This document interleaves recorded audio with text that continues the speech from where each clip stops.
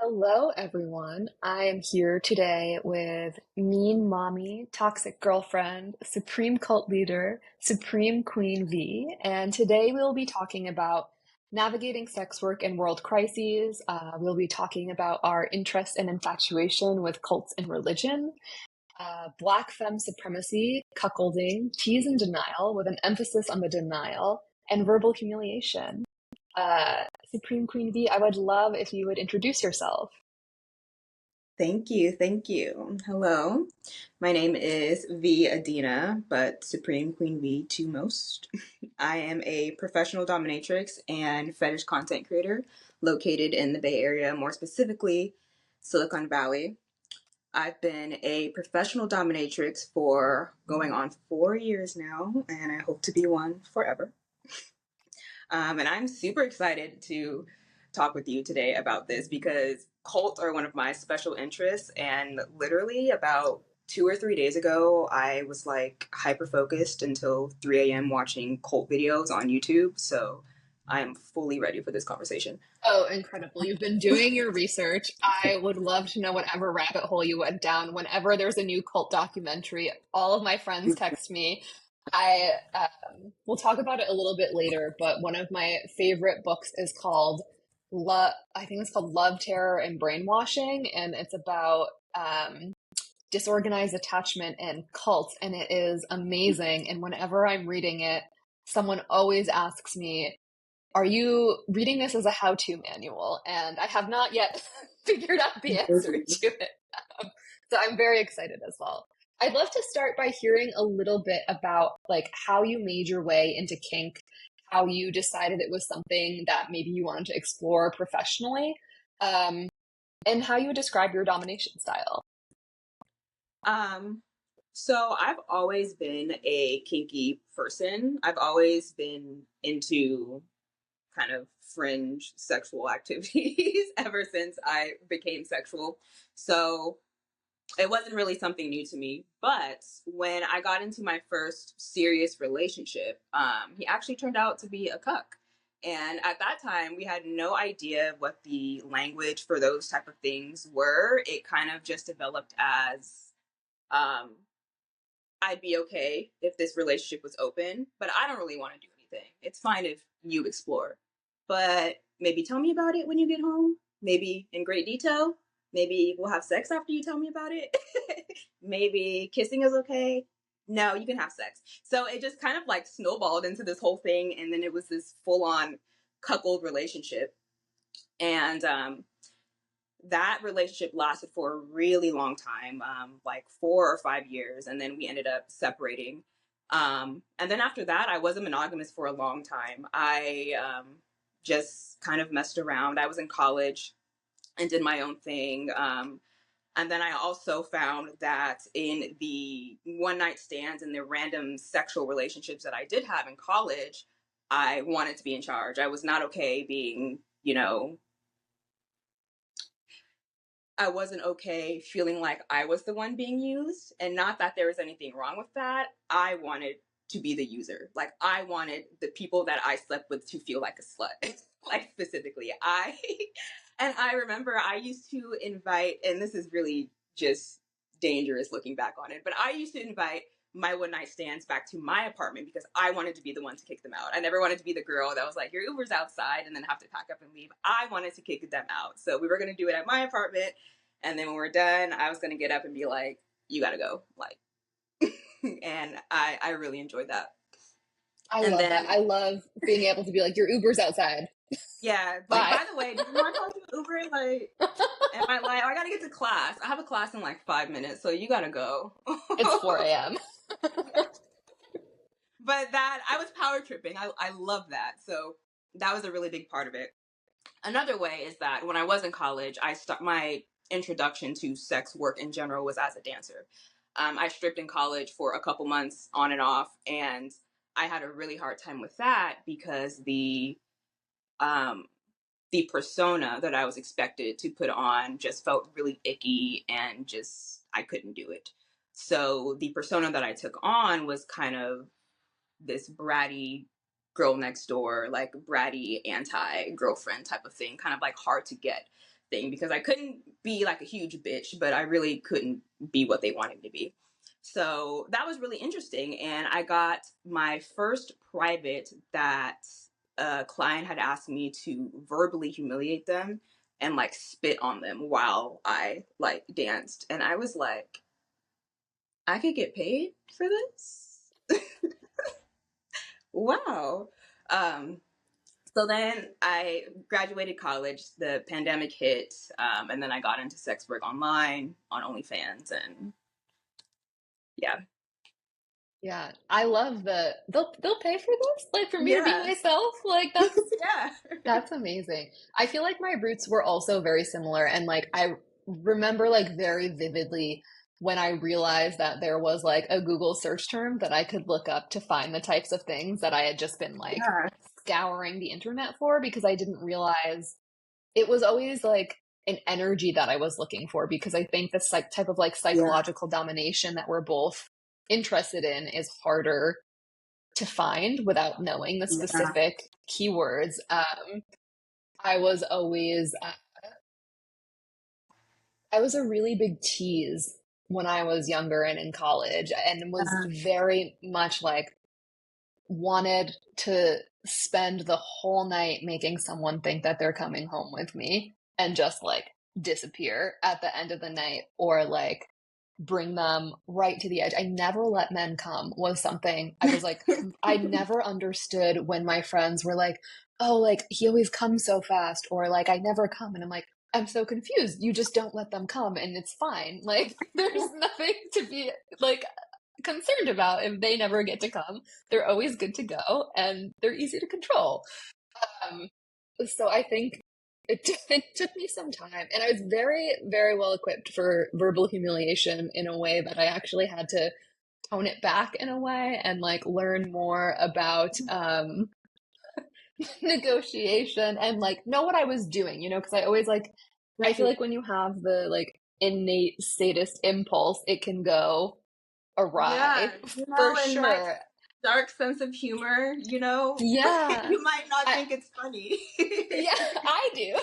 I Yeah. definitely had my first boyfriend was like, sometimes you're too good at reading people and you tell people things they're not ready to hear. And I was like, oh, but wouldn't you want to know? Like, don't Yeah. don't you want to know if I I feel like know? I'm doing you a service. Yeah.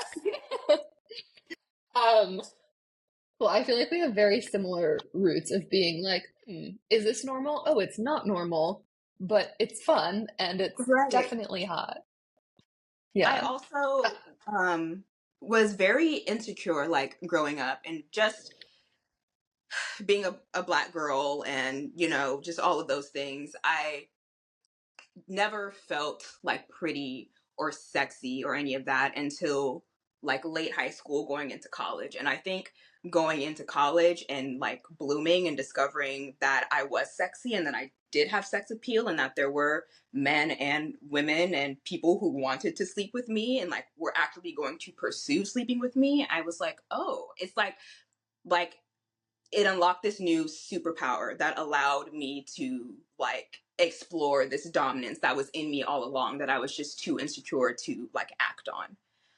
And so in that way, like the tease and the denial and the like flaunting my femininity and my sex appeal became again like a superpower. Like I Yeah, it loved it. is. It felt so good to have this air of like feminine power around me all the time.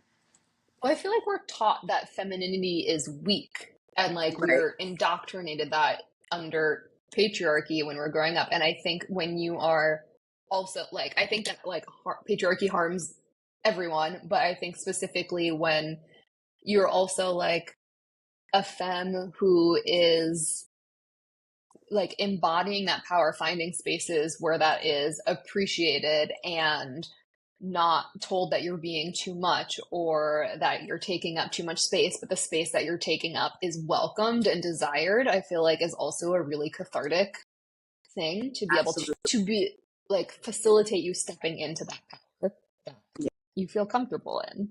Yeah.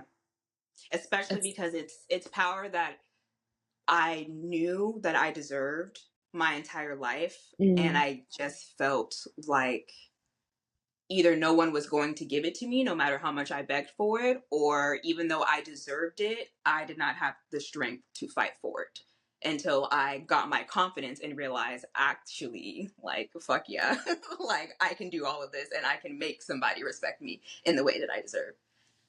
Totally. What has it been like doing that professionally and getting that feedback? And like, I feel like from my experience, the like more you step into your power and the more comfortable you are with yourself, and like, right, there's always like an amount of performance to sex work, in my experience, but I do think the like more authentic that I am, both the more enjoyable my interactions with people are, as well as um the more powerful I actually feel. And I'm wondering, like, what is that like from that more insecure kid to like making money for like how hot and beautiful you are and how demanding you are and for like how you Right. take up space in the world.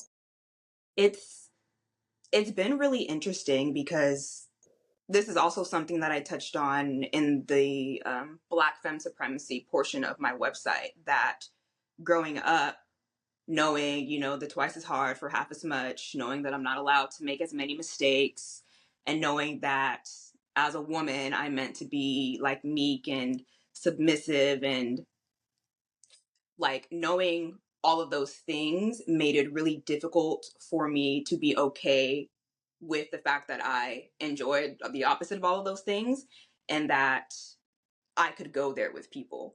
I think even today I'm still kind of off of like the verbal humiliation thing you said. I'm still discovering that, like, oh, I can go further. I can be meaner. I can be actually as cruel as I want to be, because in my past life that was too much. That was too mean. That was not ladylike. That was not something that a man or anybody would ever want to see from me. So I feel like in that way, I'm still kind of breaking down that programming and telling myself that it's okay for me to be the person that I am, essentially.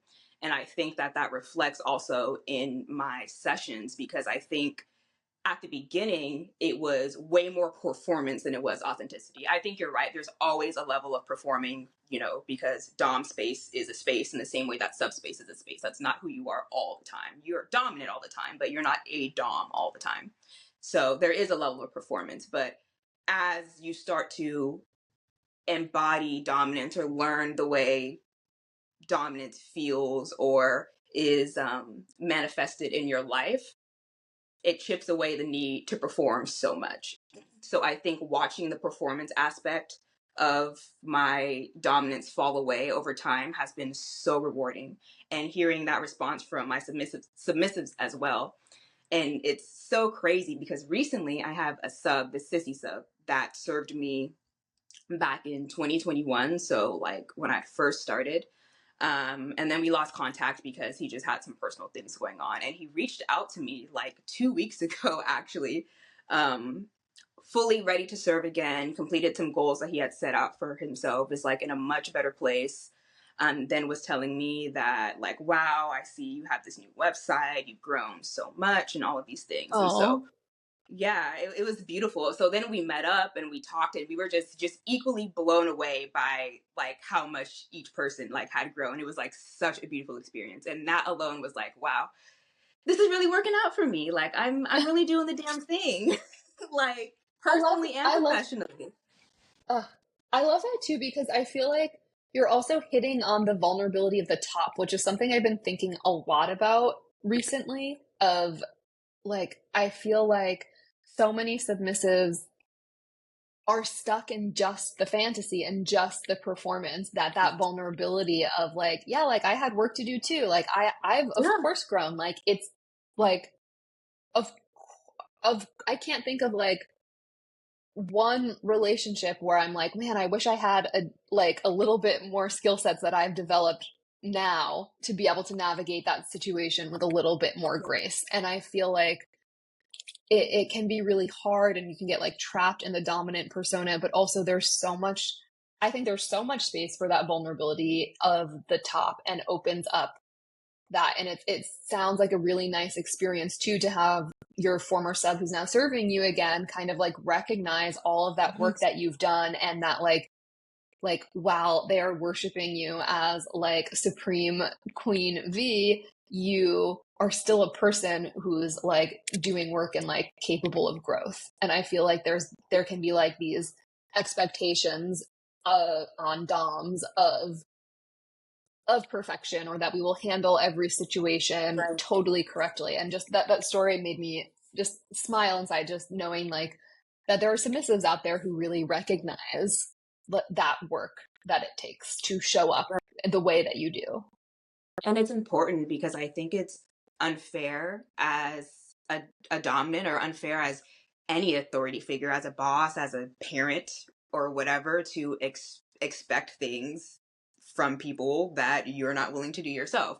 You know, Yeah, obviously, I'm not talking about I should be able to build a house if my sub can build a house, but I can't expect my sub to grow and change and reflect if I'm not willing to grow and change and reflect. I can't punish my sub and tell my sub to take their punishments gracefully if I can't take life's consequences for my actions gracefully as well.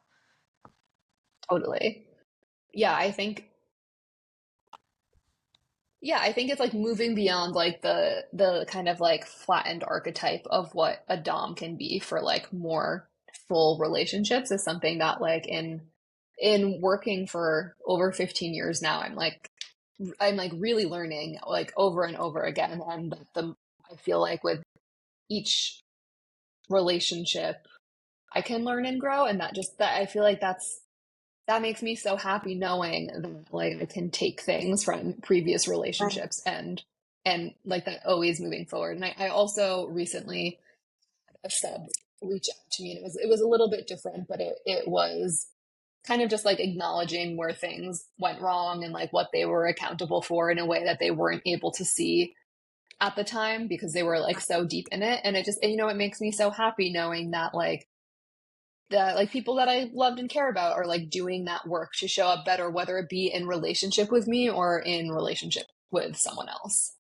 And they respected you enough to come, to come back and Yeah. apologize and acknowledge where they went wrong. Like the relationship meant that much to them, which Yeah. means a lot to me because I know how easy it is to turn a dom into a kink dispenser and turn a sub into a wallet. Like it's Yeah. really easy to go there. And if that's a relationship that we decide that we want to have, fine, but Totally. It's what was there was a tweet of comparing like a sub to a wallet and a toothbrush or something like that. My sub was talking about like if they wanted to be objectified, they would want to be my toothbrush. And I'm like, I'm cleaning the toilet with that toothbrush.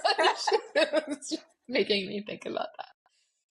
Well, I know that one thing we wanted to talk about today is like I feel like it's just like kind of like ground setting of where we're at navigating sex work during multiple co-occurring world crises. And it's definitely something that I've seen you tweeting about. It's something that I tweet about and try and share resources from, you know, Palestine to the Congo to the ongoing COVID pandemic.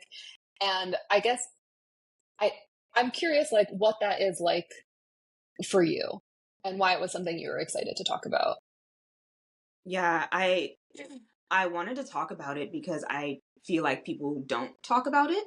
And just by nature, I am a highly curious person, but B, a person that doesn't really care much about making people uncomfortable. So I blatantly wonder why people don't talk about things like this, you know? And I wrote a tweet about um, client expectations and how I feel like people are desensitized and kind of back to what we were talking about earlier, don't see content creators and dominants as real people and are not Yeah. understanding that like we are real people that are responding emotionally to the things that are happening around us in the world. So it's really hard to be dominant or be sexy or be consistent or be excited about work like we were before when things like this are happening. And it's highly inappropriate to expect us to be normal when things like this are happening. And I also feel like it's highly inappropriate to be frustrated that people aren't normal, or that people want to talk, or that people are frustrated at other people for not talking. Like, it feels irresponsible to be someone that A, has a platform to speak about this, and B, isn't going to get fired. It's not like I work somewhere and I don't have a boss. Like, I have all the privilege in the world when it comes to free speech. And I think that we should use it. Totally. I think that too. I feel a little conflicted about it because I do understand like sex workers not wanting to talk about politics. Maybe it could put them in danger from their sex worker persona. Like, and Right. like who knows what people are doing with like other aliases, or like I don't think like tweeting on social media is like the only way to engage in Right. disruption and political protest, and sharing of information. I know many DOMs who don't talk about the work that they do, but are like amazing on the ground, like harm reduction advocates, like showing up at every protest. And but I also feel the same responsibility as someone who has a platform, who isn't really going to be impacted by sharing resources. And I also I had a tweet about it a while ago, but I do feel like there is something specifically about BDSM workers not speaking up. I feel like if you are engaging in power play in this negotiated way, and so much of what we do in BDSM comes from like very fucked up situations of abuses of power, and I don't think there's like really any denying that. I think we can like learn about it and educate ourselves and try and be aware of what we're doing and communicate around it, but it doesn't feel right to me that people who are engaging in BDSM, specifically like as a Dom, aren't also talking about the injustices and abuses of power that are happening in the world. It makes me, it's it's not just who's tweeting about it, right? There's a difference between what happens on social media and what doesn't. But it does give me pause of like, what is your analysis on what you are doing? Like, how are you going to be an effective Dom if your analysis of power is so flawed that you don't think anything wrong is going on right now? And yeah, I think for me and like how I engage with BDSM, it feels important to have that political analysis with it, and the organizing work that I do, and my politics feel very aligned with my style of domination. Right. I feel the same way. I think that my existence itself as a queer, Black, female sex worker is political. Just by nature of who I am and the color of my skin, there are people that believe I should not exist. That just is how it is. So personally, and I don't feel like everybody shares the sentiment because not everybody looks like me or has my experiences, which is fine. But personally, there is absolutely no way to separate myself and anything that I do from politics, because it just is what it is. So it feels just irresponsible of me to act like it doesn't matter, or not that it doesn't matter, just to ignore it and like keep living my life like tunnel visioned. Because as a person that is and has been oppressed on so many levels, it just does not align like with my spirit to ignore gross misuses of power in another scenario or to another group of people. And especially, like you said, as a person that consensually abuses power herself. Yeah. I know you mentioned your submissive, talking about your website, and you mentioned a section on your website about Black femme supremacy. And I'm curious if you could talk a little bit about how you engage in Black femme supremacy. I saw I saw a recent clip thread of yours with titles like BNWO, you're a fraud, reparations, a feminist way, colonizer taxes, and your white privilege.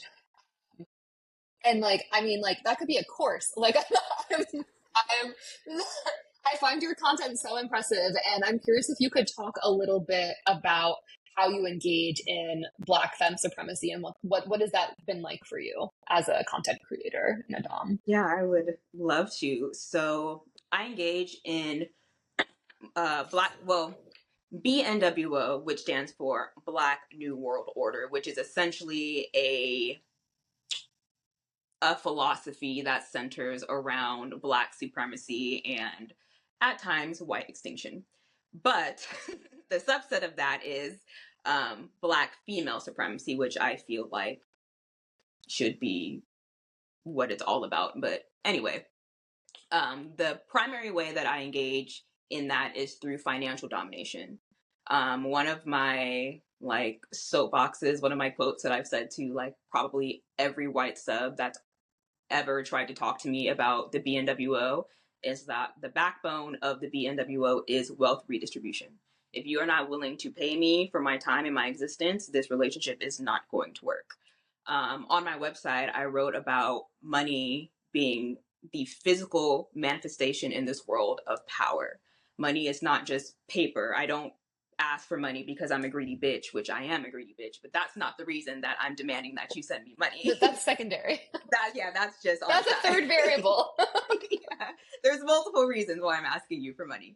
But money is power, money is safety, money is opportunity, money is peace, money is rest, you know? And those are all things that as Black people, especially as Black women, we have been denied for generations on generations. Things that people who, you know, have fairer skin are allowed to have just because they look that way, not because they worked harder for it, not because they're any more deserving in any other way, just because they took it so that I couldn't have it.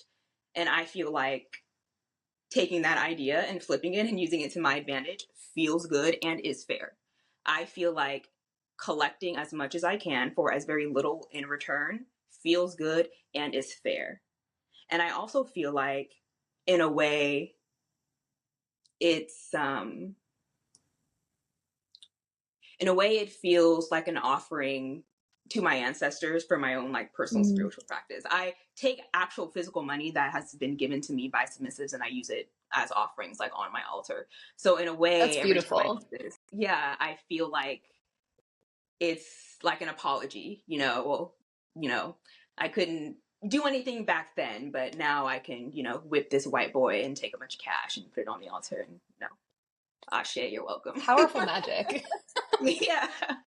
But yeah, financial domination is the main way through which I engage in the BNWO or Black femme supremacy because I feel like it's the most tangible way to make a difference in a Black person's life. You can say that you're sorry for being white. You can, you know, cry about white tears. You can do whatever you want. But at the end of the day, you cannot change my life unless you give me some money because that is the world that not my ancestors created. Their ancestors created money and decided that this was going to be how we decided who was worthy and who was not. So you made that, you uphold it, and give me my money. Yeah, I'm curious, like like how the clips are received both in community and with your clients, and like what those engagements with your clients are like. The community response to my clips has always been pretty great, and I'm actually quite surprised about that because I've seen a lot of other um, race play, not top down race play, but I've seen a lot of other like Black supremacy or, you know, or things like that be very poorly received and like shit on, quite frankly. So I'm really surprised that I haven't really had that experience. I don't even really get trolls like on my clips and things like that. So Good. knock on wood, I like that. We're gonna do some magic to make sure you don't. Yeah, but the response has been pretty good. So I'm really happy about that. And in terms of my clients and my buyers, their response is even better. I didn't intend on making like race play or BNWO a pillar of my brand when I first started. It was just kind of something that I did naturally, just because I do fundamentally believe that as a Black person in America, I am deserving of reparations. This is not like, it's not a kinky belief. Like, fundamentally, I do believe that I deserve some kind of compensation for the things that my bloodline has missed out on. So that's just something that I'm always going to talk about. But I didn't realize that in the kinky space, that that's a whole thing. So I kind of went into it that way. And then after that, I discovered some other like BNWO type content and realized, okay, I can get this message across if I like wear some lingerie and I'm a little sexy. I can tell white people that they owe me money and they'll send it. Okay. So at first Classic it was form kind of of like, magic too. yeah. So at first it was kind of a cute little thing, like, okay, if I dress up and tell them to send reparations, they'll do it because it's a cute Black girl on the screen. But then as I started getting deeper into the kink, I was like, okay, if you as a white man are going to consume my media, jerk off to me, and not pay me, it feels like slavery. It feels like you're doing the same thing. You're exploiting me in the same way that your ancestors did. So then my approach to the BNWO type of clips changed. I priced them higher than like my regular clips. So you're already going to like on the front end put in an extra investment to view this type of content. But B, even though I am sexy in those clips, they're less sexy, more educational. Like, your fraud is sexy because I'm sexy, but the words are not sexy at all. The clip is about you basically being a racist fraud by buying this clip and intending to jerk off to me instead of listening to the words that are coming out of my mouth. And it's a whole thing. But most of the clips are like that. And I think it's well received because it's either A, you're racist and that made you mad, so you're not going to buy another clip, or B, you said, fuck, that made me feel kind of bad. What can I do to fix that? And that is usually the response that I get, which I enjoy. It's a very like I always say that humiliation works best when it's true. And I think that that's like tapping into something very deep in people's psyches, right? Like it's also like if they're racist, maybe they won't buy it again, and maybe they will because they're like drawn to that type of content and like Mm-hmm. this I can't think of the word right now, but like the push and pull between like their desires, how they were raised, what was like encoded in them, what you're presenting them with, and like this like overwhelming feeling that you're providing them with. And I've definitely noticed that about your clips where I'm saying like I'm not really joking, like that this sounds like a class. Like and I'm like it seems like an educational piece of material, which I think often does so well when it's like so like it's researched, it's like grounded in theory, it's grounded in your personal experience, and you're providing people who are curious with really great content. And I wonder too if I know that the way that I talk about findom is like from the perspective of like a white woman who wants access to your cash. Like emotional labor has been like not compensated, and so it's not the same as reparations, but there's a similar like in response to how women have been treated, and that, you know, also just like compensating for my time and my energy to educate you is how it should be happening, compensating for my sexual labor. And I think that I also talk a lot about findom from the perspective of within the context of a total power exchange. Like you said, money is the only way that I'm leaving this interaction with more power. There is not a situation where a sex worker is with a client with money where they have more power. And I like very firmly believe in that. And I think that if you want to actually submit and surrender, it requires an amount of sacrifice. And really, in the world that we live in today, that means financial. And I've heard from people that the way that I talk about findom has made people who aren't interested in findom interested in financial domination, because it's coming from less of a perspective. This is the feedback that I get. It's coming from the less of the perspective of like, fuck you, pay me, I'm bratty and hot.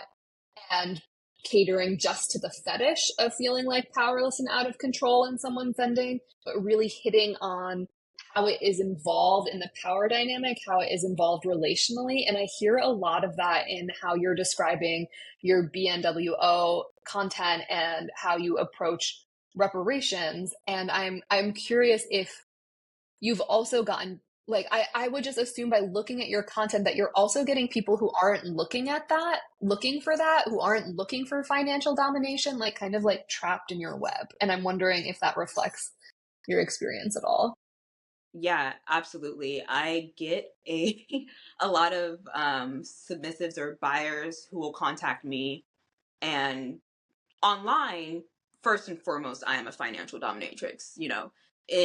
In real life, I do dungeon and blah blah blah, but online, I'm primarily a financial dominatrix. So the barrier between you and me is money, first and foremost. I'm very strict about initial tribute and things like that.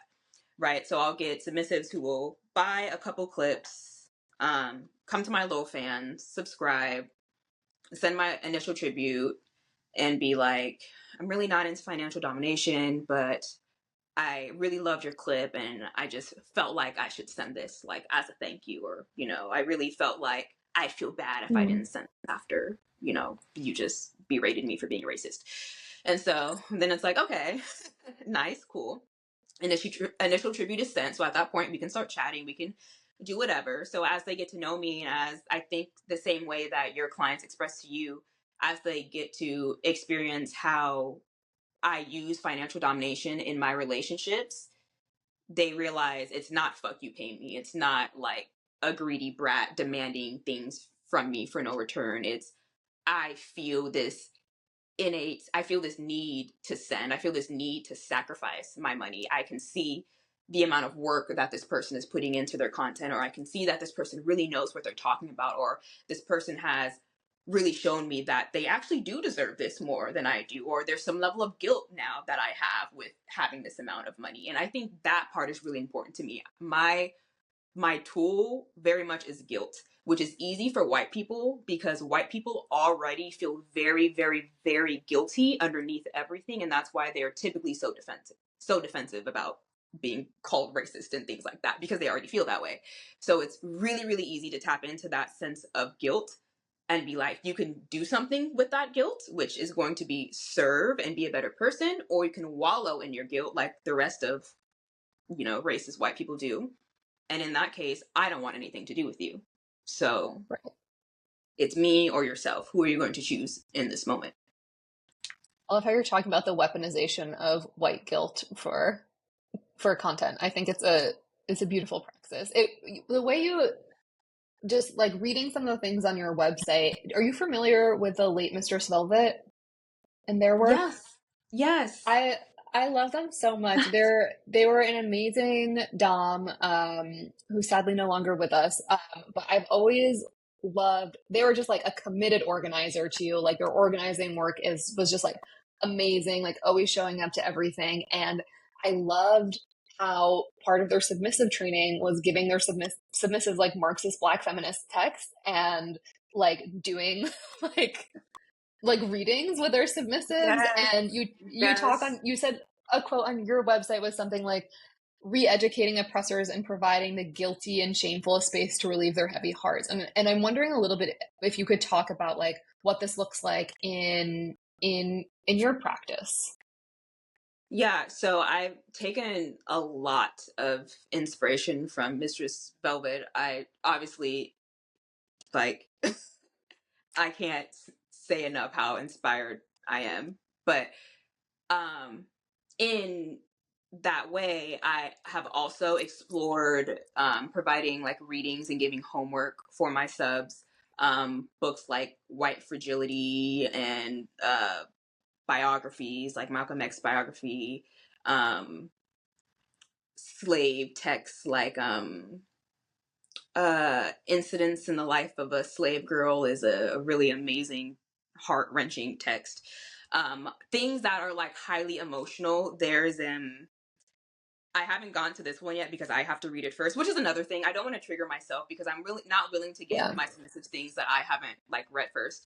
There is this really awful book that I need to have, because not to like get off topic, but with the, censorship of media and books getting banned and blah, blah, blah, and people trying to change history, it's really important for me to have physical evidence of the atrocities that's been committed against Black people. Because if we talk about some of the really, really, really horrible things that have been done, they are so horrible that people can say that they're not true. And if there's no proof, then they're just going to say it's not true.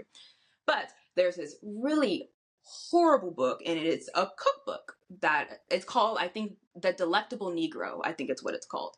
And it's a cookbook that talks about how to cook Black people, how to make them into meals. I want to buy this book, I want to read this book, and I want my subs to buy and have this book. I want them to have this book in their house. I want this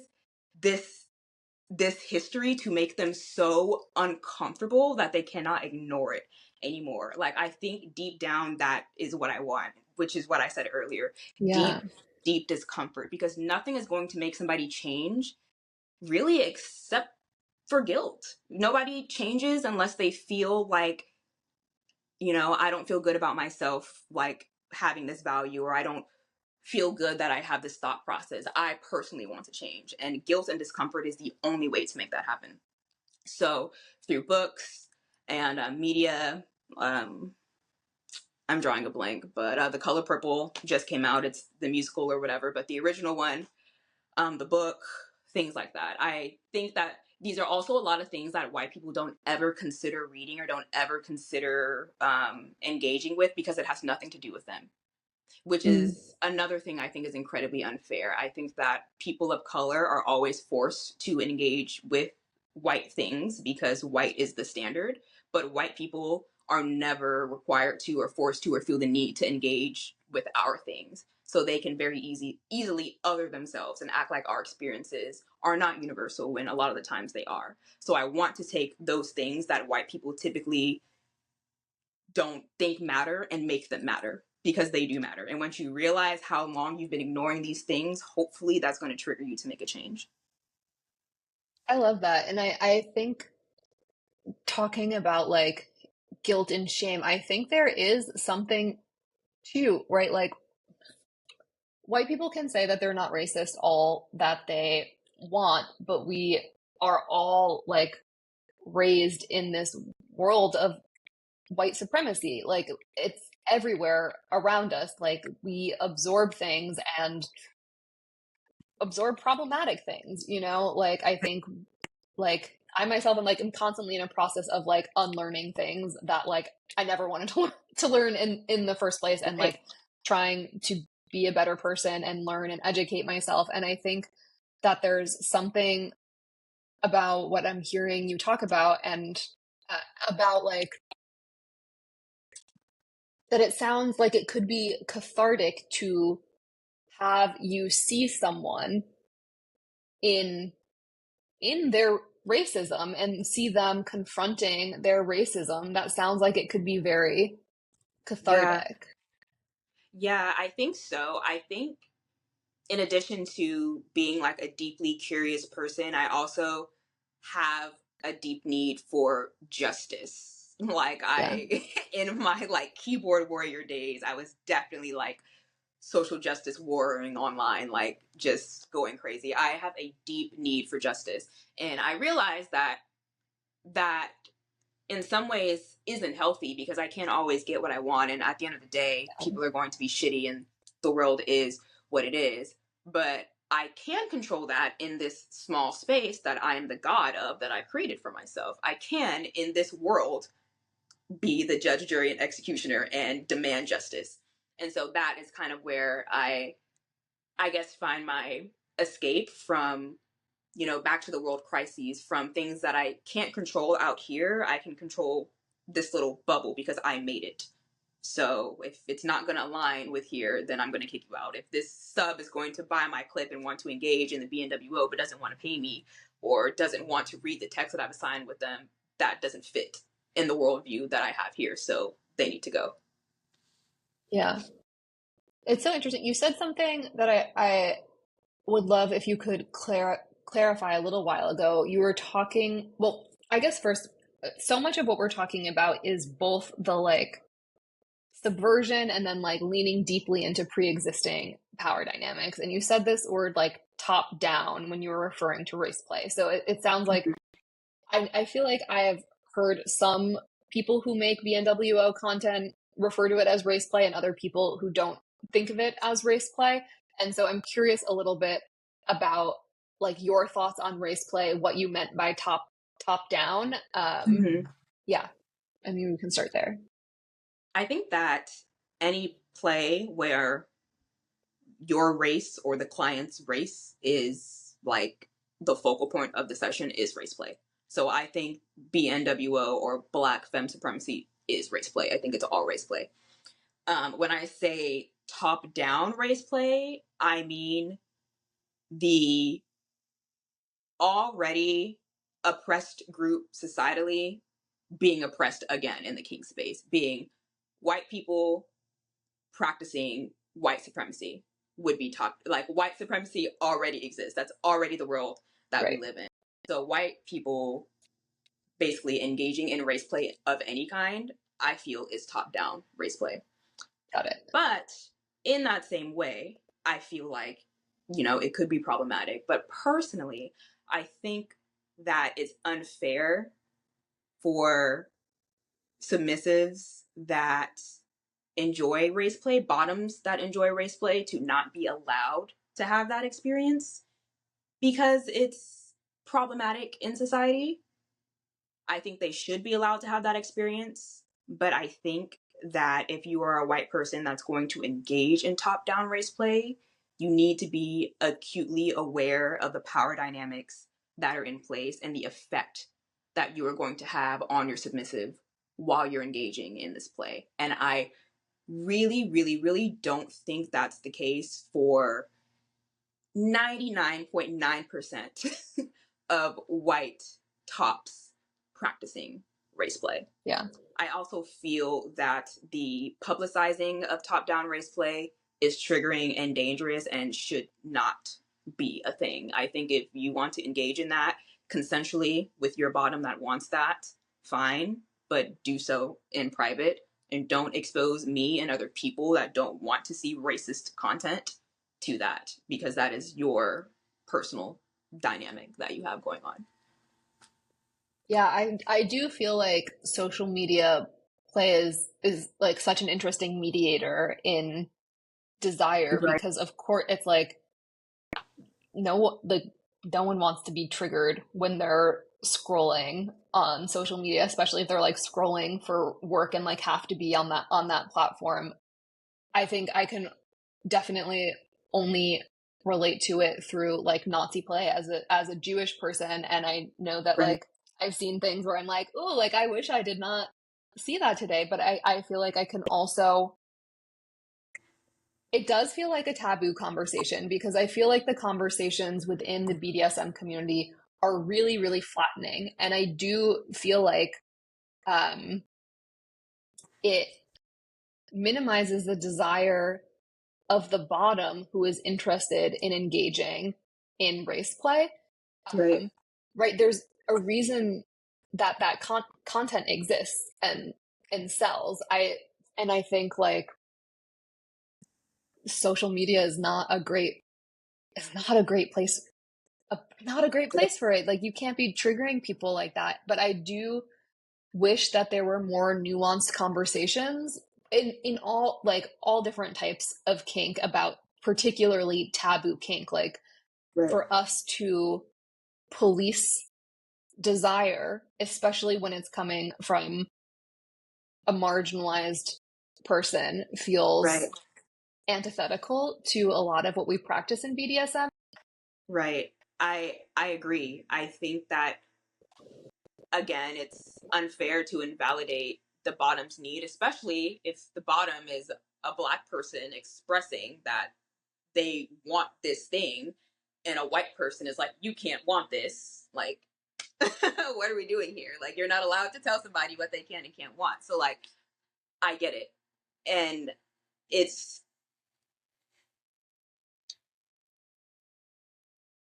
also similar to a situation that I saw unfold on Twitter like months ago where this it was like a CNC scenario, which kind of gets the same treatment as like race play Mm-hmm. up there with like the Oh, are we taboo going to type get of. into CNC discourse? I loved that week. I was like, what is going on here? And this girl had posted pictures of like some bruises or whatever that her boyfriend had consensually put on her. And it became this whole discourse about how he should have never did that. And then she's like, oh, well, I wanted it. I consented. Well, if he loved you, he wouldn't have done it anyway. And then she's Oh like, my well, God. I If he wanted it. And loved they're you, he like, wouldn't you have don't met your really know what needs. you want. You don't really know what you want. You're just a basically implying that she is a woman that's been hurt in the past and now like doesn't know what she wants and is like letting other men hurt her, essentially basically like infantilizing her, like she's not allowed to make Yeah. her own decision or choose like what she wants. And it feels very much like that. You cannot tell a person that they're like not allowed to have what they want, they're not allowed to like what they like. That's not fair. So from purely the perspective of the bottom, I think that fine, do the race play. But I don't think that any white person should be excited about engaging in race play. Okay. I do like I've definitely been approached for race play and it's not something that I'm comfortable doing, but I honestly wish that I had like a colleague who I knew who was to send a referral to because this person clearly had been looking for a dom for a while who would do this Right. scene with them. Um, and I was just And like, I don't think I can provide you with the experience you're looking for. right, and it's that same thing of if I'm going to refer you to another provider that can do this, I want you to be safe and I want you to be respected. I'm Yeah, not going to send you to somebody who I just know will willy nilly, call you slurs. Like that's not what I want this to be about. If a sub is going to engage in race play, I really, really is, as a black person, and I'm thinking about like a black male sub. If a black man or a black woman or a black person really, really wants to engage in race play, there is a reason for that, and I want them to discover that reason. I don't want them to just go off willy nilly paying people to verbally abuse them, essentially. And I think even for me, when I consensually abuse people, like I don't want to just willy nilly have fun. I want you to figure out why you want this. Maybe after you figure out you want it, you might stop wanting it, which is cool, but you might continue to want it with a deeper understanding of what it does for you. That's fine as well. right. But I want us to figure out like what this is. I don't want you like using this as something like a way to self-harm or a way to like escape from feelings that you don't feel like feeling. Like this race play needs to be done with therapy. Like after we do this race play session, you need to go talk to your therapist, like I need to, like this needs to be going somewhere. I feel that way about most of the play that I do. And like, I like Yeah. intense play. And like, I want you to have a professional to talk about it with because some of it's like Yeah. super fucked up. And I think like people deserve that space, right? Like, I'm not a therapist, but people deserve that space to like be curious about their desires. And I don't know if, Right. have you read the book, Sexuality Beyond Consent with Dr. Avi Sakatapoulou? No, but it's been recommended to me. She has like 3 chapters on Jeremy O'Harris's slave play and the feeling of overwhelm seeing this, as well as kind of like listening to a lot of the conversations that were happening in the talkbacks, as well as um, she's a psychoanalyst, as well as people needing permission to be able to explore like their darkest desires and what is missed out on if that's just kind of like cut off and away from you, right? Like you can repression is an answer, but I wouldn't necessarily say it's the best answer. And I do feel like the more taboo a desire is, the more, once it's put in motion, potentially you have opportunities to like integrate it in a way that maybe you haven't had a chance to before. And I feel it's just like it's always been interesting to me because I feel like within BDSM we play with and subvert and like lean deeply into all of these different types of very fucked up violence, police Yeah. violence, state violence, racist violence, like misogyny, and so many different things. And I find it very interesting to see what is considered too taboo to even have a nuanced Right. conversation about. It's interesting to see where we draw the line. Like, Yeah. it's, especially for me, it's obviously, racism is bad, and I, draw in my personal life, I draw a line at racism. Like, I'm not going to befriend racist people, and I, blah blah blah. But also, like, I have deep dark CNC fantasies of, like, abducting someone and taking them to a dark place and, like, treating them like Joe from You. Like, like, where are we gonna Hot. Oh draw my the God, we should get a shared dungeon space that's just that glass a glass box. box? Yes. Yes.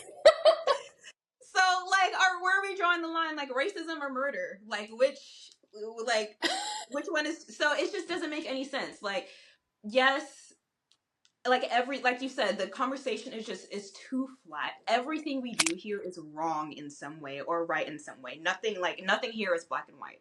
I can't say race play is bad because I engage in race play.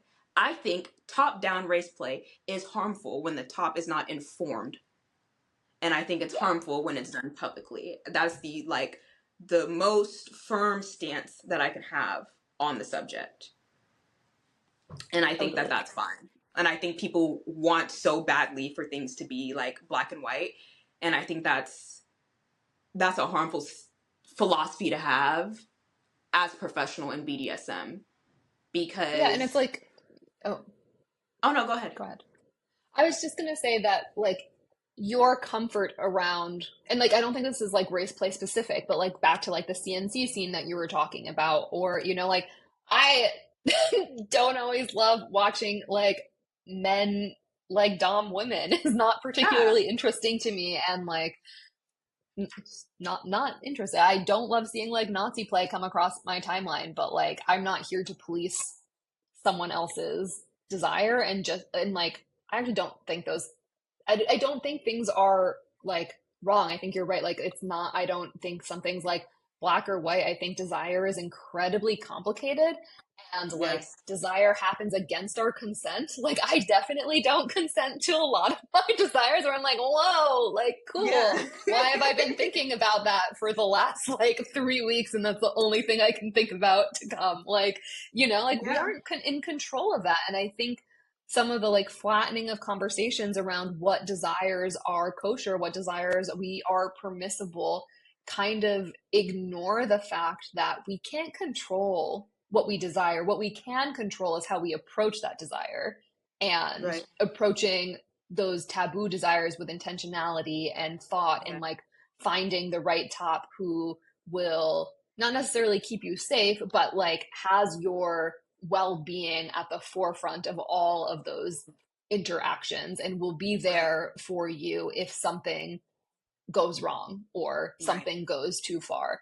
And I think like we deserve more complicated conversations around like these desires that like none of us are choosing. Not that like right. no one would choose that. That's terrible. No one would choose that. But like, we don't choose our desires. I don't get to like go through a book and be like, "Ooh, like I would love it if I was interested in vanilla sex." Like, Yeah, it's not. like, I'm just not doing it, babes. Like, I'm sorry. Like, Well, that was really interesting. I feel like I could talk to you about that forever, but I also really was super excited to chat with you about religious kink and religious BDSM, which yes. is something that like also really stands out to me in your practice, and I think shows up really beautifully in the content and the clips that you make. And I would love to hear a little bit about your like religious upbringing and how that might inform your BDSM practices, and how you integrate kink and how you integrate religion into your kink practice. Oh yeah, of course. Thank you, by the way. I'm really glad that that comes across in my content. It's something that I've been wanting to make sure, even if the clip or whatever it is isn't a religious clip, that the vibe is still there. So thank you. Yes. Um, so I was raised Baptist Christian. Both of my grandfathers on both my mom and my dad's side of the family were both pastors. So I grew up very religious. My grandma was very religious. My mom was super religious. I went to Sunday school, prayed, the whole thing, was homophobic for most of my life, even though I deep down was gay, but had no idea. Super homophobic, super judgmental, um, just very much like a stereotypical, judgmental Christian woman. Um, my mom was a teen mom. So even though she raised us very Christian, she was also like questioning on her own. So even though she would like bring us to church every Sunday, it was always weird because she could recall like being pregnant in church as a teenager and getting weird looks. So she didn't really have a great like relationship with Christianity because she felt judged in her time, but also, you know, brainwashing. You do what you do. So she was like taking us to church and things like that around maybe like 2012, 2013. There was this breakdown in faith that she had. For me, I was never really quite devout. I did everything that I was supposed to do, but I was often quite confused. I would like, before I went to bed, would pray to God and like apologize for like feeling so confused. I would apologize for like researching other religions and things like that. I really felt like I could possibly be like doing some harm or drawing some kind of harm to myself or my family by like being a non-believer and things like that. And then I can't remember. I don't know if it was like a big event. I think just researching other religions, I got into like the new agey stuff. So like crystals and sage and like tarot cards and like all that kind of stuff. And I was like, this actually makes so much more sense to me than like any of those other things. So I feel really lucky in the sense that at the same time that I was kind of like having this falling out with Christianity, my mom was as well. So I did kind of have this like support system, even though I was very confused. And at first it was really hard for me to talk to my mom about that kind of stuff because she still like had this little wall. But once the wall came down, it was really easy for me to be like, okay, like, can we like talk about some of this stuff that doesn't make sense? Because my grandpa, like I said, my mom's dad was a pastor as well. And then my mom had admitted to me that when she was a child, she had this same kind of breakdown in faith. She was also very, very curious and very, very like analytical. She would ask my grandpa, you know, did the sea really part? You know, like did Who's curious did like all you? those animals really fit on Noah's Ark? Like, did all that stuff really happen? Like, and it was, you know, you have the spirit of confusion, or you need to just go pray, or don't think about those things. Like, it was just very like shut down. So that's all she really knew how to do when she didn't have answers was be like, shut us Go down. pray. Yeah, go pray, go figure it out. So it was really hard. And then going through all that, I was also like bisexual and didn't know and was trying to like figure out what this weird thing I had with women was or whatever. So it was a really confusing time. A really confusing time. It sounds like it must have been comforting to have your mother also on that journey with you, because I Yeah. feel like from what I've heard and read about, like it becomes part of leaving like an, I don't know if you would describe it as insular, but like a very like, extremist is a word that's coming to my head, but like a Yeah. very devout and like outsiders less welcome. If you're like looking Yeah. at other things and that feels taboo, it feels like very insular. And I feel like so much of what makes it hard to leave when you're questioning is losing those familial ties. And so I Exactly. imagine that um, providing Yeah. comfort. But I'm curious, like, how has that experience of Baptist pastor squared um, like informed your practice? I know that like from my experience being raised Jewish, I was raised like very I can't think of the word, not conservative. I was willy-nilly Jewish is the only word that's coming to my head. I don't think that's the actual term. But like I was like culturally Jewish. We would go to temple once a week. We'd have Shabbat dinner, but like my rabbi was like, I don't really care if you believe in God or not, just be a good person. And it was like very, very chill. But so much of like the mysticism and magic that I was learning about, and I love rituals. And when you're talking about finding crystals and tarot, I feel like it's something you have more control over. Like, even if not the outcome, it's like I can go get these tools, I can develop my own personal relationship with these tools that aren't based on indoctrination from Right. like larger structures. And I have Right. found being able to like take and pull from Jewish mystical practices. And I have a lot of Hasidic clients, less so right now, but like through my career, I've had a lot of Hasidic clients who like contact me. And when I still had a phone number up, one would contact me. One contacted me and was like, "What do you look like?" And I was like, "I look like an Ashkenazi Jew." And he goes, "How did you know how to say that?" And I'm like, "Because I'm Jewish." Like, I don't know what to tell you. He like, I could feel him like looking around, being like, "Who in community knows who I am?" And it it's been really interesting to incorporate elements of religion. I've done like the religious garb that Hasidic men wear, the tzitzit, like the white prayer, not the prayer shawl, but the white undergarments that they wear with the um, strings hanging down. I've done like wet tzitzit blasphemy content with them, and like used like gone on like a 3 hour hike with a submissive, and like we made a mikvah, and I like cleansed him like as his god. And it's been so fun for me to do religious play that's based in like mutual religious backgrounds, because I feel like people who are raised so fundamentally and so extreme in extremist forms of religion. I'm not sure if those are the right words, but like very, very insular forms of religion, very devout forms of religion, are so like primed for submission, because so much of Right. religion is about submission and devotion, that some of those submissives have been like my most devout submissives, and that like the scenes between us are transcendent, where like they are calling me God, and like I can feel that like I am in that moment the embodiment of God, and it's completely transcendent. And I guess I'm curious like what you've taken from that Baptist upbringing to bring into your style of domination, and like how you play with a religion, and what does that feel like for you? Yeah, that was amazing. I thought of so many things that I wanted to say during that. That was beautiful. Um, I think that just off top, that definitely that is why cult is one of my special interests, because I think even though I don't think Christianity is a cult,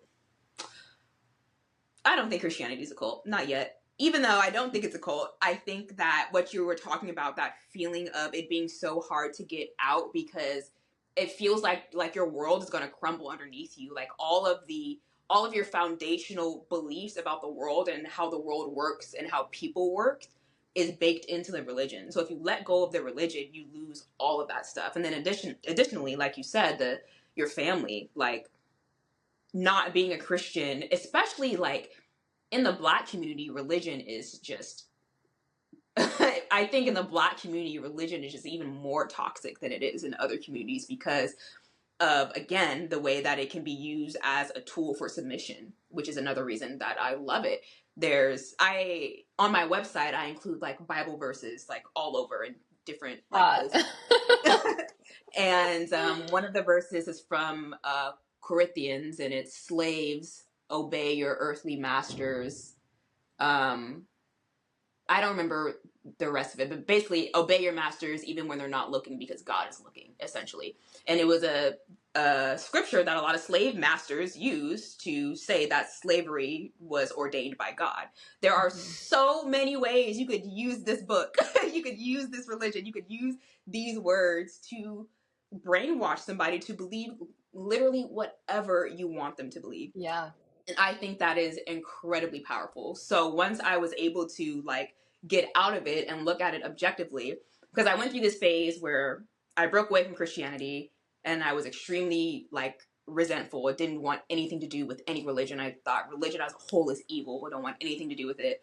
And then I got into my spirituality and, just kind of like sporadic new agey things.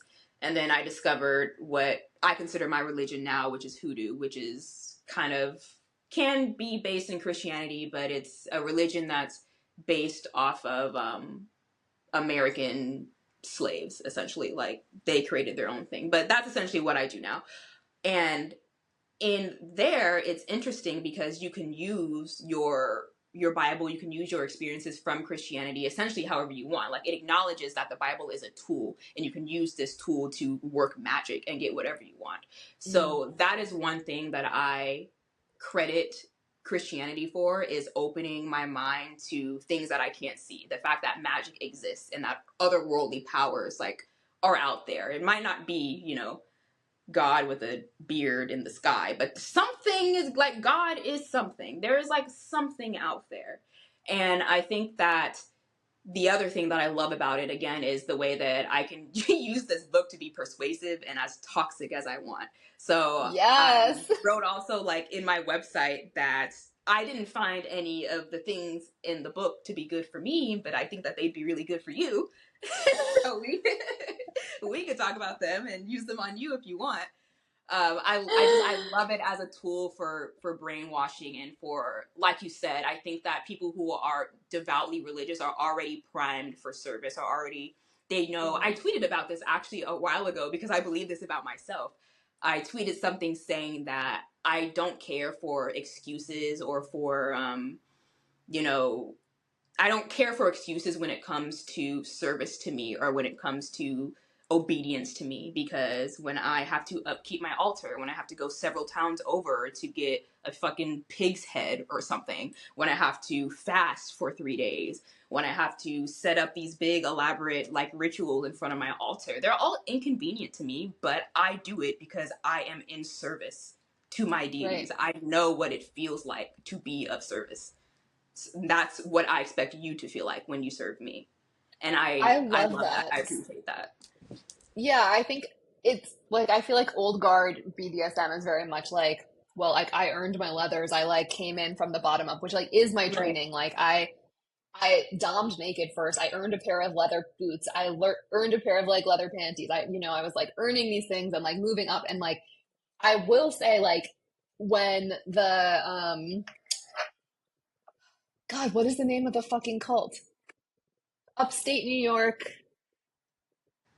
I don't know, some upstate New York cult got busted. There's a huge documentary on it, and everyone texted me, "Was that the upstate cult that you trained in?" I trained in a like an old guard BDSM house that was very insular. Uh, Oh. Loved if you didn't have connections outside of the family. I loved it though because I my special interest is also cults. You know, like I have always been so interested. I come from a family of Holocaust survivors. My dad, like, since I was a child, would like talk to me about identifying fascist thought and talk to me about propaganda and would say to me, no daughter of mine will follow a cult. She will start one, you know, like as largely as the joke, but like he is serious too. And so I've Little did he always know. been, yeah, I've always been interested in these like smaller totalitarian groups of thought, which I think Yeah. is largely what a cult is. It's just like a Yeah. totalitarian society on a smaller scale. And I think that's part of why I was so interested in the space that I was learning. And I don't think it was until like reflecting on it afterwards and like studying psychology and cults in college that I was able to identify how much harm happened at the space that I trained in and hearing other people's experiences of harm, because I feel like I I was always leaving. You know, I never stayed in the space, so the amount that they could indoctrinate me was never complete because I had Right. other social relations that were very strong. I had strong ties to my family. I had other people to talk to about being like, that doesn't feel right. And when I Yeah. like confronted them about it and was like, hey, I didn't like this, and they were like, that's just evidence of why you need more training. I was like, that's gaslighting, bitch, and left, you know? So like, but I feel like, you know, um so many people were not in that situation, and so many Yeah. people went in deeper and were not able to get out without experiencing harm, and I feel really complicated about it. But I also like know about myself, like that was the reason I was so interested in this space because I was watching this man run this space to create the world of his dreams. He Yeah. completely created his own reality that operated by his rules, and they never left. And I was fascinated by this form of power and manipulation Yeah. and persuasion. And I think it took me a while to realize like the harm that was happening, because it was like I feel like harm is often hidden, and you Right. know, they would talk about how people left because of other reasons or something that they did wrong, and then I'd like connect with them later and hear other sides to stories. And I I don't know, I've always just been so interested in cults. And so it's been really cathartic for me after that experience to like negotiate like totalitarian forms of control with my submissives in that way, and like pulling on my knowledge from cults, pulling on my experience from being in like a cult Yeah. like environment, and being able to play with that, because it's such an interesting psychology. And like if we're interested in power exchange and you're interested in total power exchange, like that is a cult. That is Yeah. like the recipe for a cult. So like why not play into it? And I love how you talk about like the role of like the taking like the toxic things. Like this isn't for me, but like that's for Yeah. you. And I can't wait in 5 years to watch your cult documentary on HBO. I I I feel like we have a lot of like the same experiences when it comes to like the cult stuff, because I think because because of my religious upbringing, I feel like I'm already, I read this documentary that said that cult members brains are actually different because after a while, or not cult members, I think devout people who are devoutly religious are more likely to join a cult because their brains are different, because something Yeah. about the cognitive function and like stopping uh complex thought when it comes to certain topics, because they've been trained Mm. to just block out when like things don't make sense, to not think about it any further. So those people are more likely to Well, they fall they into. want the answer. Yeah. And if someone has And the if somebody answer, then gives that they it, don't have. yeah. And so because of that, I became acutely aware of like, okay, bitch, you're not going to be one of these naive people. Don't fall into something else, because this is crazy. And I was exactly the type of person that they were looking for. I had just fallen out with Christianity. I was Yeah. anti-religion, and I was searching for something else to like have meaning.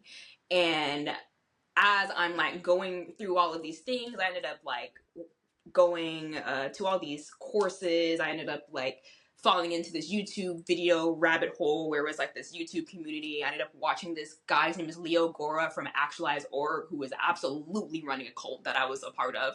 Like, and I, again, like never got too deep into anything because I have connections. I can critically think when I'm like, okay, that sounds kind of weird. I'm kind of like not into that. Then like I left. So I never fell like too deeply into stuff. Then years later, when I discover that I have this like cult special interest, I'm looking back at all of these groups that I was a part of, and I'm like, wow, you almost got several times. So it's crazy. But I really value, in the right context, like the core things that religion has taught me, um like order and rules and like respect and like the Ten Commandments. I think the Ten Commandments are great. Like things like Yeah. that. And so I think that it's been easy for me to use cults and religion as kind of like a backbone of my like domination style, because again, back to like the performance things, those are things that I truly believe in, those are things that I truly Right. value, and those are things that for me show respect. Like obedience to me is an act of respect, even if you don't want to, or you feel like I'm wrong in this moment. You don't get to feel like I'm wrong, so you just do it out of respect. Like And I'm smart enough to see that in other contexts, that's toxic. But I need to be toxic. I need a space to let that out. And this Yeah. is where I do that. We need space to do fucked up things Yeah. because we don't want to do them outside of those Yeah, I can't treat my spaces. boyfriend like that, so I have to treat you like this. I love that. Feel like I respect my boyfriend. So like, let's Yeah. just keep that right here. Oh, I yeah, I also have a background in yoga training, and I started like a kinky yoga website, and I was getting really interesting clients from it because they all already had like a pre-established like yoga or spiritual practice and had the experience of being in yoga and falling into subspace. And so I like kind of combined them together because so many of the practices of BDSM, of religion, of yoga are so similar, from chanting to mantra work to putting your body in certain positions to like they literally would bind people in yoga postures in bondage as part of like training like in like old school yoga. And there's just so many, and it's about devotion to your guru, to your teacher. There's so many different elements in religion and yoga that play out in BDSM Right. dynamics that are grounded in devotion, that I find it really fun to like tease them out and create a spiritual practice. Usually I don't have like one that I do with everyone, but so much of what I do is creating like our own religion between myself and a submissive, and like that Yeah. relationality of like, well, like what things work for you, what things like make you fall into that deeply devoted hypnotic state, and what do I know from like my wheelhouse that can like help induce you into those spaces. And I think it's just so, it's so fun. And I've had like a handful, more than a handful of experiences with submissives who are so worshipful, who approach me with such devotion that that like our energies combined is like transporting us where like I literally feel like God for that time. And it is such an Yeah. amazing experience. And their like blind devotion in that moment, like getting them to tell me that they would do anything for me, and like listing all of the things that like probably outside of the scene, when the scene is done, like Yeah. they would not do. But like it is so hot to like hear it just like flowing from their lips and knowing that control. And I do think religion is both a way of like creating community as well as a way to maintain social order and to control Yeah. like society en masse. And I think being able to play with some of those things that like, right, people have a need for ritual to demarcate Yeah. transitions in their life. People have a need for ritual to be able to move through things. And I think getting to create your own, and I know hoodoo has like its own like established like ritual practice, but it sounds like also like cathartic to be able to like take what you want from Christianity and do these like beautiful rituals that maybe feel Right. more like embodying, like you have more control Right. over, Yeah. or like you're doing it for you rather than Right. because, yeah, I'm And I curious think what's yeah.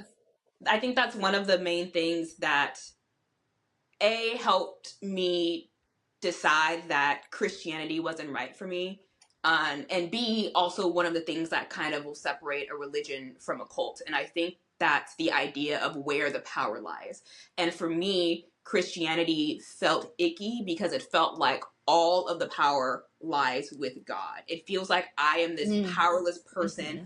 I have to go to church to answer to God. They say that I have my own personal relationship with God, but not really, because if I don't go to church, then I'm bad. If I don't tithe to the pastor, I'm bad. You know, if Catholicism, if I don't go to confessional, I'm bad. Like it's not about just me and God anymore. There's all these other factors that go into it. And with hoodoo, or even with just like blanket spirituality, the idea is that like I am God, or I am a piece of God. So that same power Right. that is in God to create change is also within me. And that was a big deal for me because I can't be in a space where I feel powerless. And like one day it just kind of clicked to me that like like I'm essentially a slave to God, and I don't think that that's what this is supposed to be. I feel like I'm in an abusive relationship with God. Like I'm like walking on eggshells. Like I don't think that Yeah. that's what this is supposed to feel like. So with hoodoo, it feels more like in my control, and the results feel logical and direct. If I say this scripture that has to do with God smiting down my enemies, some psalm that has to do with God smiting down my enemies, and then in the ritual I'm using cayenne pepper and a nail, and I wrap it up in a bag and put it in a shoe, like logically, like every step of the way makes sense of why I'm going to get the result I'm going to get after doing those things. But Christianity can't tell you, or your pastor can't tell you why your prayers work. They just say, just do it. They can't tell you what the angels are doing as God is working on your answers, you know? Right. And then also in hoodoo, there's this level of, which is where I like to get my inspiration from, how I like my subs to serve, or how I like my subs to maintain an area of worship when I'm not around. The idea of the ancestors, and how the ancestors, God is important because God is all knowing, but it's your ancestors that actually matter. Those are your first line of defense. Those are like Right. your blood and your warriors.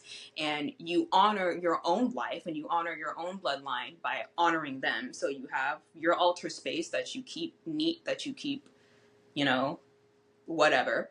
And I make my subs keep also an altar space for me. And it's fun Love that. because I think that, again, hoodoo comes from enslaved Black people. And they typically weren't allowed to like have altars because you're supposed to be a Christian, which is one of the reasons why Christianity is kind of synchronized or syncretic to a lot of the hoodoo stuff, because they hid a lot of it within Christianity, right? So there was lots of different ways to make like little portable altars, like maybe in a little box, or maybe like by a tree. It just looks like some sticks set up. Nobody knows like what it actually is. Or maybe you put it in like an Altoid tin and you put it underneath your bed. It's like a real small thing. So there are so many ways to worship discreetly. And I think hoodoo has made it so nice for me, because subs have all these excuses for why they can't do something, because they have a wife, because they have a roommate, or blah, blah, blah. No, I know every single way possible for you to do this religious practice quietly. There is no excuse for why you cannot worship me the way that I need to be worshipped, because I know every way it can be done. Because you are all powerful and God. Yeah. It's obviously Like, amazing. Come on. Well, this was amazing. I feel like I could talk to you forever, but maybe if we end, I have some rapid fire questions that I would just love your top of brain answers to before we wrap up. Okay. Let's go. Okay. Okay. What is your favorite toxic girlfriend role play? Cheating wife, like cheating with like a housekeeper, like a pool boy, or like something like that, like really wealthy, nice. Like going to like poison you and then move on with the pool boy type of thing. Like, I love the detail. Your death is imminent and I'm fucking the pool boy. That's part of it. Like, that's going to happen. But amazing. Oh my God, I love it. Okay. Punishment if someone calls you the wrong honorific. Shunning until payment. Shunning is so effective. And like, I think this could be a whole other conversation. I shouldn't have done this to end it with. But people, like, the punishment, I never understand. I'm like, I'm not going to positively reinforce you with something you like when you fuck up. Hell no. I'm going to spank you. Ooh, like. Yeah. Ooh, do you want me to put on a little outfit for you? Bad boy. No, I'm pissed. Fuck off. Come back right. Okay. Tease or denial? Tease. Really? I'm a denial girl myself. I love denial, but you can't get to the denial without the tease. And the longer the tease lasts, the better the denial is. That's fair. That's fair. I just feel like my existence is a tease, so the denial is imminent. True. Okay. Cuckolding a submissive with a man or a woman? Lesbian cuckolding? Regular cuckolding? Lesbian cuckolding is a fantasy of mine, so I'm gonna have to go with that one. That's one of my like bucket list sessions, is that I would love to cuckold like a client with their own wife or their own girlfriend. Yes. Absolutely. Yes, fuck her how he never will be able to is so beautiful. Yeah. Ugh, And I want amazing. both of them to remember it forever. I want it to start a crack in the relationship that can never be resolved. Back to the toxic girlfriend role. I feel like we could do a whole other conversation about all of our toxic fantasies that maybe we'll never publish. Because it's so fun to embody that, like, right? Like, yeah, The I have like Jezebel, bad, like the the what? woman that you're, the Jezebel, like the woman that you're not supposed to be, like all the things that, all the things that you're not supposed to be or do. Like, Yeah. oh my God, I've always been drawn to the villain archetype. I've always been a person that like rooted for the villain or wanted to see like what would happen if the villain were to win this time. Like, what would that be like? Yeah. A What's the hot villain's femme perspective villain on is this? like, ugh, Yeah, I'm very curious unparalleled. about the bad guy's perspective. I don't know. Ursula was a huge crush of mine. Really? Yes. I I love a had villain too. a huge crush on Teen Titans, Starfire's sister, the Dark Starfire that was all like Oh, I evil and don't know her. manipulative. I loved her. She was hot and So evil. good. Yeah. Hot and evil is just perfect, Yeah. and men are so lucky to be in our presence. Absolutely. Any version of And us they get. yeah, truly. Is there anything else you wanted to add before we wrap up the conversation? Um, Not really. Maybe just places where people can find me and whatnot. Yeah, perfect. My main website is servequeenv.com, but you can find me on Twitter and pretty much all of the spicy sites under Serve Queen V as well. And then my vanilla Instagram is Vdemina, so VEEDOMINA. And I also play games on Amazing. Twitch sometimes under that name. Oh, that's so fun. What do you play? Mostly cozy games. I play Apex, which is a first-person shooter, but I'm really bad. So I play cozy stuff like Spiritfarer and Stardew Valley, and there's another one on there. Oh, Cult of the Lamb! Oh my God, how could I forget about that? You literally Okay, run a cult. I just started playing video games, so I You'll love it. You'll love okay, it. I'm gonna write this down. Cult of Cult the of the Lamb. Lamb.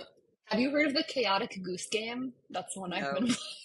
It's hold on. the I should write silliest it down. game where you're a chaotic goose causing havoc in a in a little town, and you're just like, it's so silly, it's so fun, amazing. I'm writing it down. If people want to find me, I'm at Mistress Blunt on most places, unless I've been deleted, and then you can find everything else at bluntlinks.com. It was so fun to chat with you. This was really lovely. I had such a good time. Thank you so much for inviting me. I feel like I could talk to you literally forever. Like, this I is know. Maybe we'll have to do a part two, I'm sure. great. Yeah, we will.